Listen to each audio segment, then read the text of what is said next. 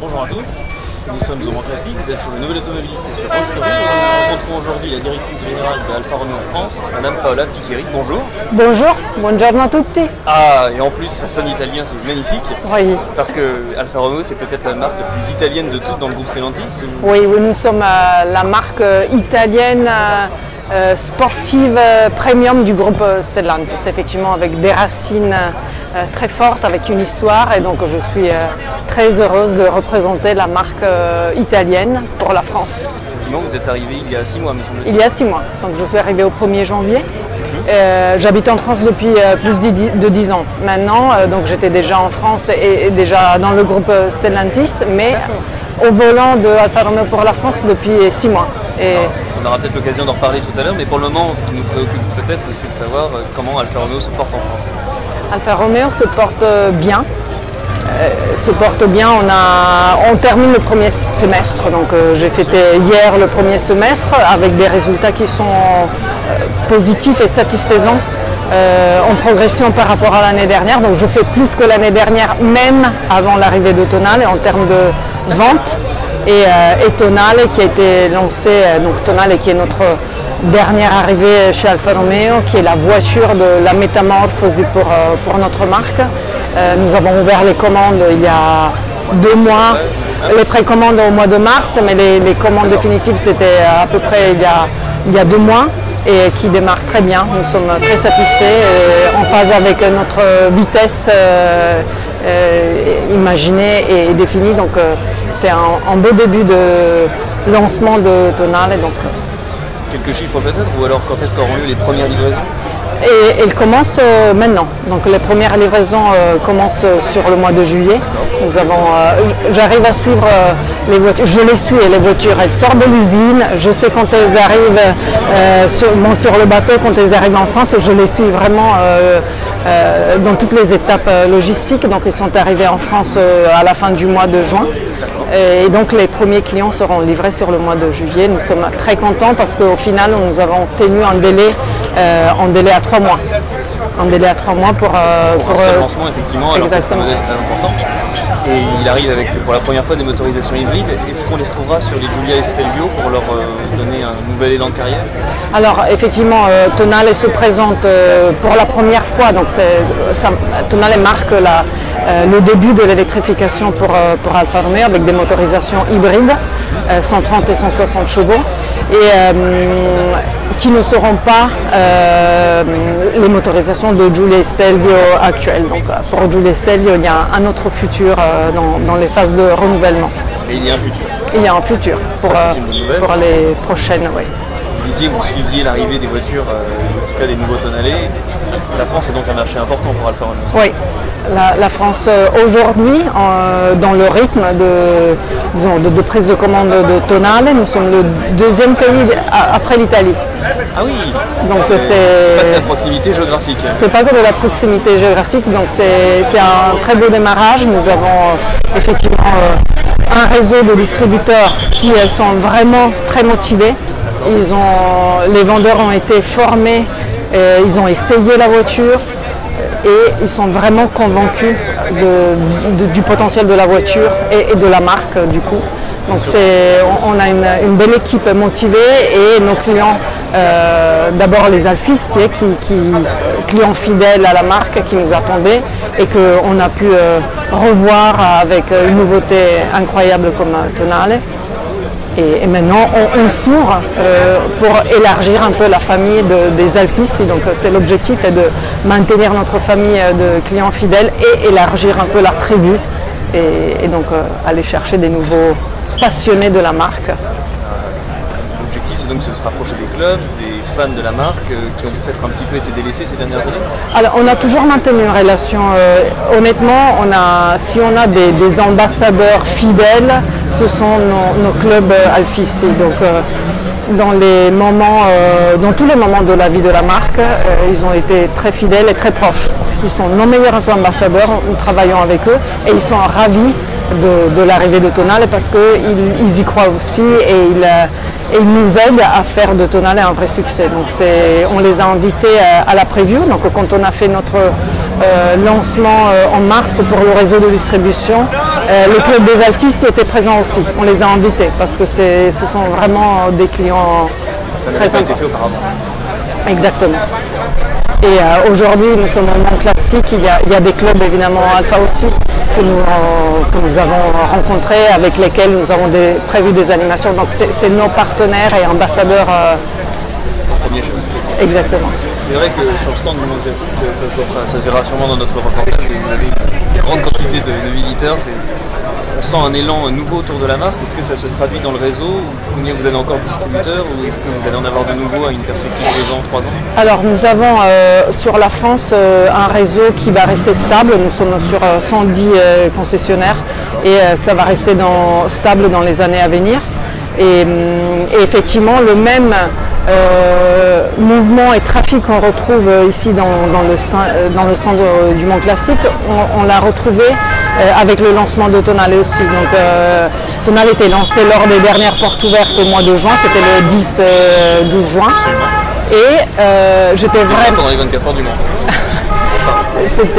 Ça a été un vrai bonheur de pouvoir visiter les concessionnaires et voir des clients qui se présentaient de manière spontanée pour découvrir les voitures, et le réseau qui a vraiment joué le jeu, parce que nos concessionnaires ont organisé tous des événements, des soirées de lancement, parce que c'est une vraie fête.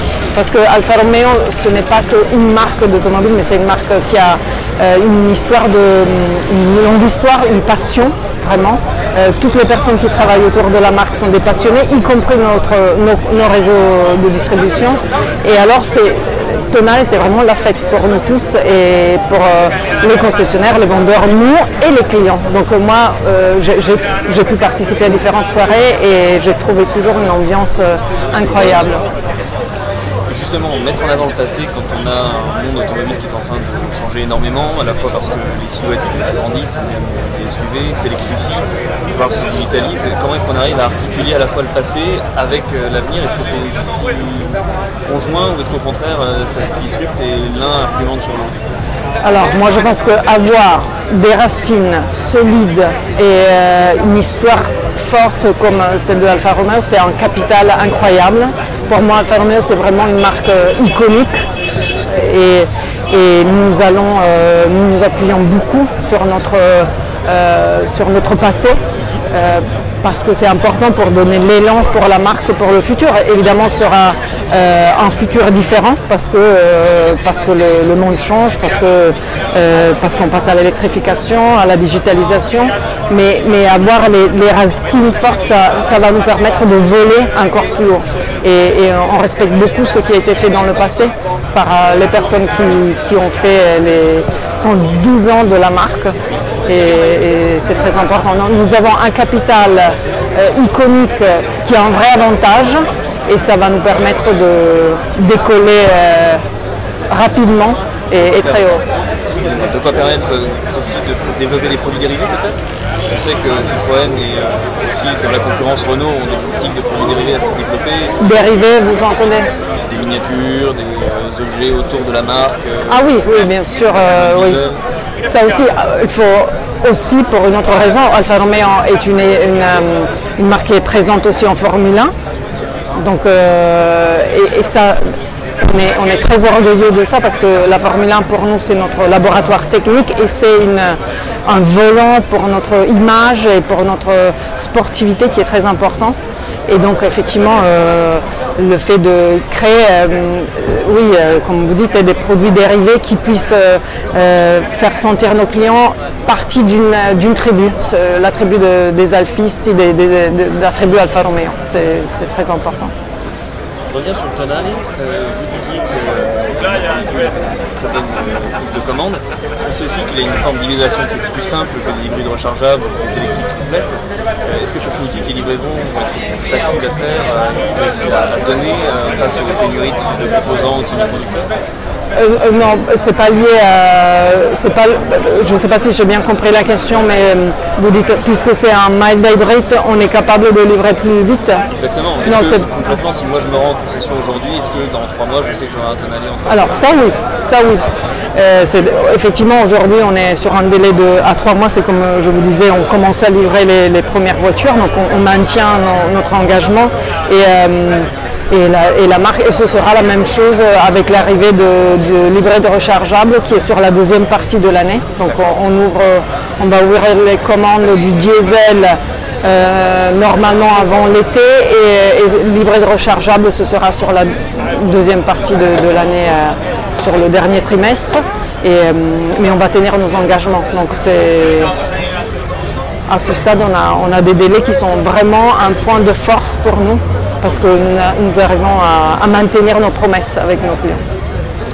Il est vrai que de toute façon, les clients sont tous captifs autour des SUV et que la concurrence se renforce. Néanmoins, il y a un canal de vente qui a souvent été important et je crois que dans votre carrière, vous l'avez connu pour avoir été responsable grand compte de Peugeot. Ce sont les flottes et les grands clients. Est-ce que Tonale a le moyen de repositionner Alfa Romeo dans ces grandes flottes, dans ces grands comptes, ces voitures de direction? Alors moi j'en suis vraiment convaincu parce que en fait c'est typiquement le segment des CSUV, c'est le segment auquel appartient Tonale. C'est un segment qui est très présent dans les flottes des grands comptes ou des loueurs longue durée, donc nos partenaires et nos clients. Donc il y a un vrai potentiel pour la marque et la voiture se positionne. Alors déjà elle a un style très objectivement, qui est magnifique. Donc je ne suis pas objective, mais le retour que nous avons de nos partenaires loueurs et grands comptes sont extrêmement positifs sur le design de la voiture.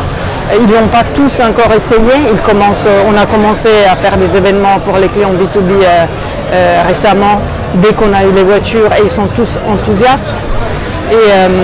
Et enfin, la valeur résiduelle qui est un élément clé pour disons, la définition de ce qu'on appelle le TCO, le coût à l'usage de la voiture. Donc valeur résiduelle qui est très bien positionnée et très compétitive face à ses concurrents, qui va nous permettre d'être vraiment alignés à la concurrence avec un design qui est séduisant.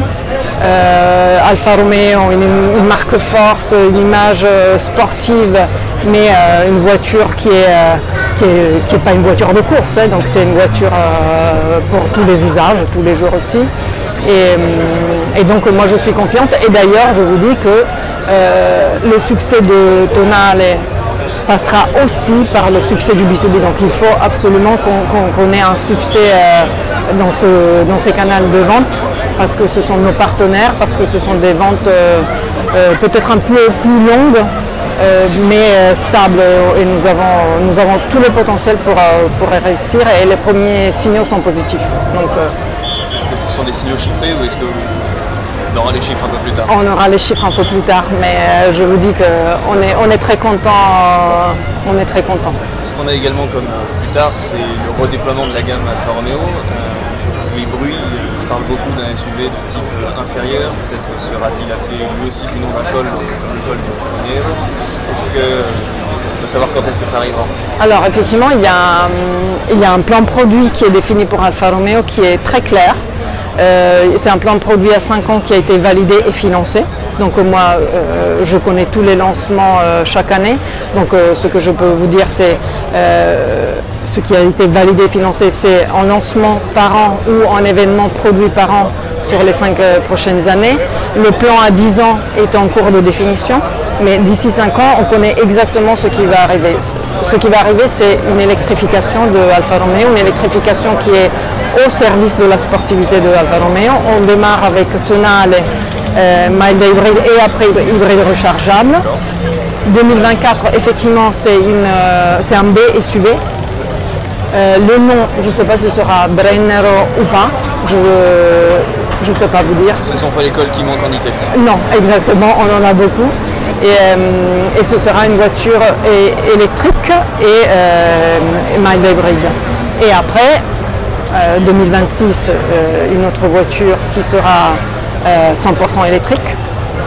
Et 2027, dans les showrooms Alfa Romeo, il n'y aura que des voitures électriques à 100%. Donc on passe de 0 électrification avant tonale à 0 émission en 2027. Donc de 0 à 0 en 5 ans. Donc on va aller vite comme en Formule 1. Bon courage et peut-être une dernière question pour vous demander comment se passe votre intégration au sein d'Alfa Romeo. Qu'aviez-vous fait aussi peut-être auparavant?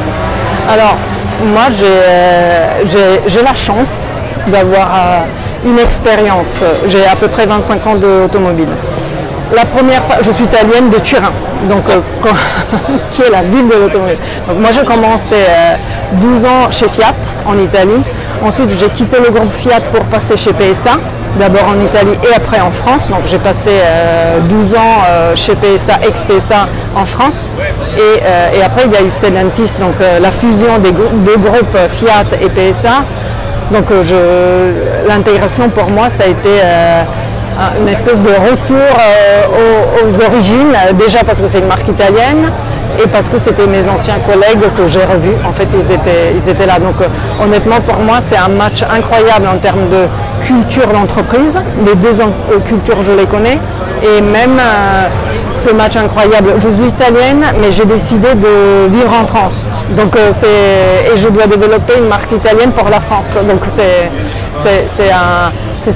n'est pas qu'un challenge professionnel, évidemment. Donc je veux y arriver et je vais y arriver absolument parce que c'est vraiment, je suis très attachée à la marque et j'ai envie de la voir sur le podium comme j'ai envie de voir nos pilotes aussi sur le podium de la Formule 1.